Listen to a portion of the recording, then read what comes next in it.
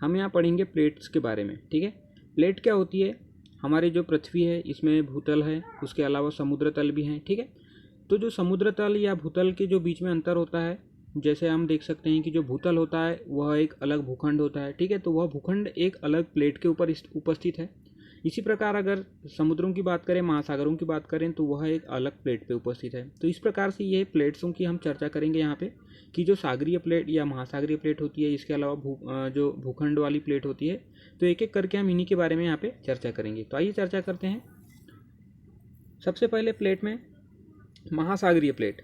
ठीक है, महासागरीय प्लेट जैसे कि जो महासागरों में बड़े बड़े कहना चाहिए जो बड़े बड़े महासागर होते हैं वो एक प्लेट के ऊपर स्थित होते हैं, जिन्हें महासागरीय प्लेट कहा जाता है, जिनका भार अधिक होता है परंतु मोटाई कम होती है। ठीक है, इनके जो अगर देखें तो यह समुद्री नीतल पे स्थित होती है, क्योंकि प्लेटों के ऊपर यहाँ काफ़ी मात्रा में जल उपस्थित रहता है। बड़े बड़े महासागरों में काफ़ी गहराई होती है। ठीक है, और जहाँ पे जल समाप्त होता है वहाँ से ही इनका जो भूखंड वाला हिस्सा है वह नीचे तक पृथ्वी के अगर क्रोड तक जाने के बाद वहाँ पे शुरू होता है। ठीक है, यह बेसाल्ट के द्वारा निर्मित होती है।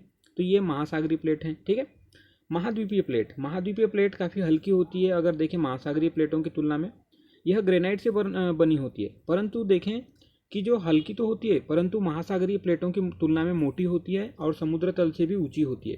भूतल आप भूखंड देख सकते हैं कि जो समुद्र का तल होता है उससे काफ़ी ऊंचा स्थान होता है। यहाँ पे तो कई ऐसे ऐसे भी पर्वत हैं जो समुद्र से काफ़ी ऊंचे स्थान पे पाए जाते हैं। ठीक है, आगे देखते हैं।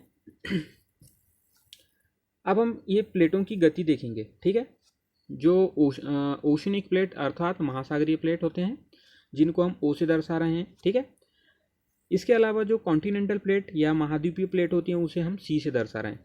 तो इनके बीच में आपस में कभी जो विभिन्न प्रकार के बल लगते हैं, जैसे गुरुत्वाकर्षण बल हो गया, पृथ्वी के घूर्णन के कारण भी बल लगता है, तो इन सभी बलों के कारण इनके बीच में गति होती है। इसके बीच में हम देखें तो दो प्रकार की गति होती है। पहली तो होती है अपसारी गति। अपसारी गति क्या होता है? एक दूसरे से दूर जाने का प्रयास जब करते हैं दो प्लेटें, तो ये अपसारी गति कहलाती है। ठीक है, अभिसारी गति क्या होती है? जब दो प्लेटें एक दूसरे के पास आने का प्रयास करती है, जैसे कि यहाँ पे आप देख सकते हैं, तो यह अभिसारी गति कहलाती है। अब हम यहाँ पे देखेंगे दो विभिन्न प्लेटों के बीच में जो अपसारी या अभिसारी गति होती है उसके फलस्वरूप क्या परिणाम होता है, तो इसके बारे में हम यहाँ पे एक एक करके चर्चा करेंगे। ठीक है, जो महाद्वीपीय प्लेट होता है और जो महासागरीय प्लेट होता है, अगर उनके बीच में आपस में अभिसारी गति होती है या एक दूसरे के करीब आने की कोशिश करते हैं, चूँकि हमने पढ़ा जो महासागरीय प्लेट होती है वह जो कॉन्टिनेंटल प्लेट अर्थात जो महाद्वीपीय प्लेटों के तुलना में भारी होती है, तो भारी प्लेटें इस गति में नीचे बैठ जाती है और हल्की प्लेटें ऊपर चली जाती है। ठीक है, यहाँ पे वलित परिवर्तनों का निर्माण होता है इन प्लेटों के बीच में। यहाँ पे भूकंप भी आते हैं और काफ़ी मात्रा में ज्वालामुखी का भी यहाँ पे विस्फोट होता है। ठीक है, नेक्स्ट है जब महासागरीय प्लेट ही अगर आपस में अभिसारी गति करे या एक दूसरे की ओर आने का प्रयास करे, तब की कंडीशन में जो सबसे भारी प्लेट होती है, ठीक है, जो सबसे भारी प्लेट होती है वह नीचे बैठ जाती है और जो इस प्लेट की तुलना में जो हल्की प्लेट होती है वह ऊपर की ओर उड़ जाती है। ठीक है, तो यह एक इस प्रकार से यहाँ पे अभिसारी गति होती है। इस वाले क्षेत्र में भी ज्वालामुखी बनते हैं, वलित पर्वत का भी निर्माण होता है और भूकंप भी आते हैं। ठीक है, तो ये हुई चर्चा अभिसारी गति। नेक्स्ट, जब अगर हम मान लें कोई महाद्वीपीय प्लेट है और भी इधर भी महाद्वीपीय प्लेट है, तो जब दो महाद्वीपीय प्लेटें अभिसारी गति करती है या एक दूसरे के पास आने का प्रयास करती है, तो ऐसे क्षेत्रों में वलित पर्वतों का निर्माण होता है और भूकंप आते हैं। ठीक है, जैसे कि उदाहरण देखें तो हमारा जो इंडो ऑस्ट्रेलियन प्लेट है या हमारा भारतीय जो प्लेट है वह जो यूरेशियन प्लेट से टकराने के बाद जो हिमालय पर्वत का निर्माण हुआ अर्थात वह वलित पर्वत है। ठीक है, और यह भूकंप प्रभावित क्षेत्र भी है। तो इस प्रकार से जो दो महाद्वीपीय प्लेटों के टकराहट से यह चीज़ उत्पन्न होती है। ठीक है, अब हम देखते हैं अपसारी गति।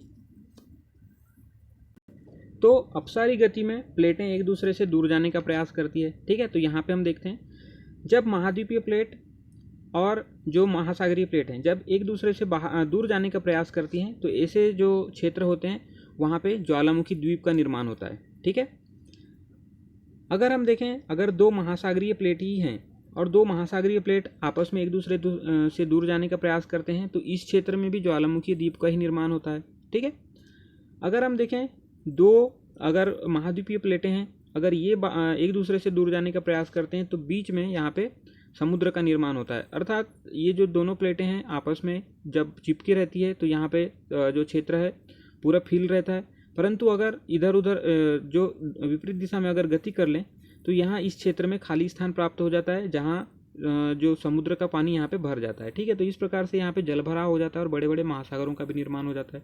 जैसा कि आप अटलांटिक महासागर के बारे में आप जान सकते हैं कि अटलांटिक महासागर यूरोप और अफ्रीका, इसके अलावा उत्तर अमेरिका और दक्षिणी अमेरिका के अपसारी प्रसार की वजह से ही यहाँ पे अटलांटिक महासागर का निर्माण हुआ है। ठीक है, तो ये रही हमारी चर्चा।